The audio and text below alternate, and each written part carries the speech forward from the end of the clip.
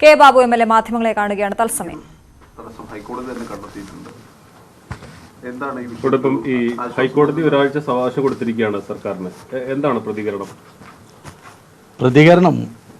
യഥാർത്ഥത്തിൽ ഇത് പറമ്പിക്കുളത്ത് കൊണ്ടുവിടാൻ തീരുമാനിച്ച കോടതി നമ്മൾ കൊടുത്തിട്ടുള്ള റിവ്യൂ തള്ളിയിട്ടുണ്ടെങ്കിലും യഥാർത്ഥത്തിൽ ഇത് പുനഃപരിശോധനയുടെ ഭാഗം എന്ന നിലയിൽ തന്നെ പരിഗണിച്ചുകൊണ്ടാണ് ഏറ്റവും മറ്റൊരു മേഖല ഏതാണ് എന്ന് ഗവൺമെൻറ് തീരുമാനിക്കട്ടെ എന്ന് ബഹുമാനപ്പെട്ട കോടതി പറയുക മാത്രമല്ല ഒരാഴ്ചക്കകം ആ ഒരു തീരുമാനമെടുത്ത് കോടതിയെ അറിയിക്കുകയും 19-ാം തീയതിക്ക് വീണ്ടും ഇത് വിധി പറയാൻ എന്ന നിലയിലേക്ക് മാറ്റിവെച്ചു എന്ന് പറയുന്നത് യഥാർത്ഥത്തിൽ നമ്മുടെ വിജയമാണ്.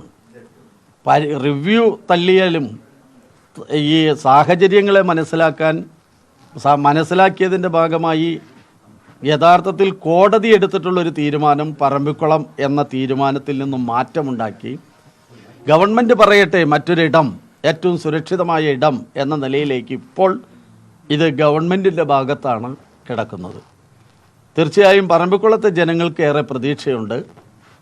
ജനസാന്ദ്രത കൂടുതലുള്ള ജന്മം കൊണ്ട് തന്നെ പറമ്പിക്കുളത്ത് ജനിച്ച് വളർന്ന് മരിക്കുന്നത് വരെയും അവിടെ ജീവിച്ചു കൊണ്ടിരിക്കുന്ന ആ ജനവിഭാഗം വലിയ പ്രതീക്ഷയിൽ തന്നെയാണ് ഗവൺമെൻറ്റിൻ്റെ ഭാഗത്തുള്ളത്. മറ്റൊരു കാര്യം, ഗവൺമെൻറ്റിൻ്റെ ശ്രദ്ധയിൽ ഇത് ഏറ്റവും ആദ്യം തന്നെ നമ്മൾ പെടുത്തിയിട്ടുണ്ട്. ഒന്ന്, ബഹുമാനപ്പെട്ട മുഖ്യമന്ത്രി, അതുപോലെ തന്നെ വനം വകുപ്പ് മന്ത്രി, അതുപോലെ തന്നെയാണ് അവിടെ ആദിവാസി ഊരുകൾ എന്ന നിലയിൽ ബഹുമാനപ്പെട്ട പട്ടികവർഗ വികസന വകുപ്പ് മന്ത്രിയെയും മെയിലിലൂടെയാണ് പറഞ്ഞതെങ്കിലും ഈ പാലക്കാട് ജില്ലയിലെ പ്രധാനപ്പെട്ട നമ്മുടെ മന്ത്രിമാരായ ശ്രീ MBR, ശ്രീ കൃഷ്ണൻകുട്ടിയേട്ടൻ, അതുപോലെ തന്നെ ഇടയ്ക്ക് വനമന്ത്രിയെയും ഈ വിഷയം ഫോണിൽ വിളിച്ച് ബോധ്യപ്പെടുത്താൻ വേണ്ടിയിട്ട് പലപ്പോഴായിട്ട് കഴിഞ്ഞിട്ടുണ്ട്.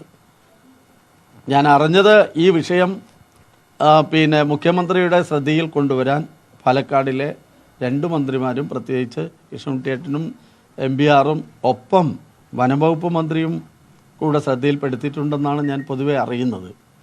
ആ നിലയ്ക്ക് നല്ല പ്രതീക്ഷയുണ്ട്. ഏതായാലും പറമ്പിക്കുളത്തേക്ക് വരുന്ന കാര്യം ഇപ്പോൾ നിലവിലില്ല എന്നുള്ളത് വലിയ ആശ്വാസം തന്നെയാണ്. ഇനി വീണ്ടും ഗവൺമെൻറ് അത്തരമൊരു തീരുമാനമായി വരും എന്ന പ്രതീക്ഷ ഞങ്ങൾക്കില്ല.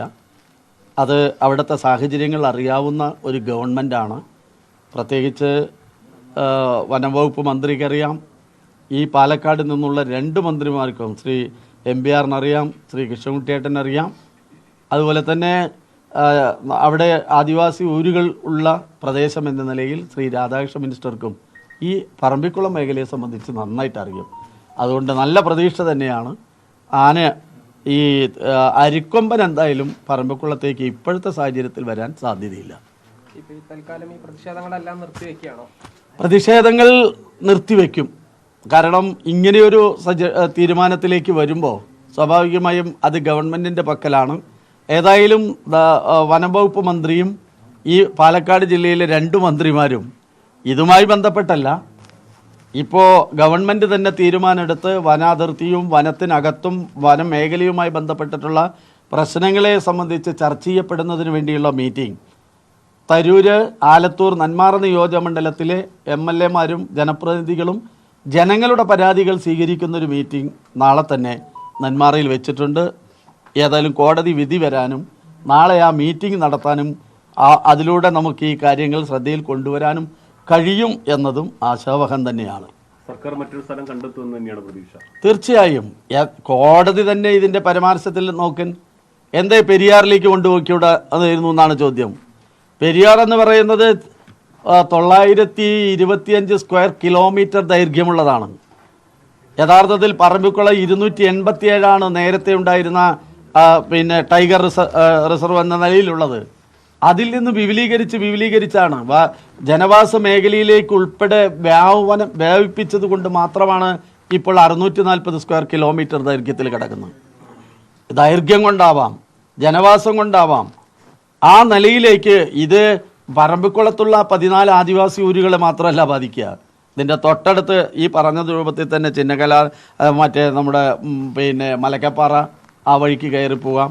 നേരെ ആലത്തൂർ നിയോജകമണ്ഡലത്തിൻ്റെ കുഞ്ചേർപതി തളിയക്കല്ലിലേക്ക് പോകാം. അതുപോലെ തന്നെയാണ് തമിഴ്നാട്ടിലേക്ക് പോകും. ഈ ആനയ്ക്കറിയില്ലല്ലോ കേരളത്തിൻ്റെ അതിർത്തി ഏതാണെന്ന്. സ്വാഭാവികമായിട്ട് തമിഴ്നാട് അതിൻ്റെ ബോർഡറാണ് ആനമലയും മറ്റുമൊക്കെ. അതുകൊണ്ട് തന്നെ അതൊരു മറ്റൊരു പ്രശ്നത്തിലേക്ക് വരില്ലേ, അന്തർ സംസ്ഥാന പ്രശ്നമായിട്ട് വരില്ലേ. അത്തരം പ്രശ്നങ്ങളൊക്കെ ഉണ്ട്.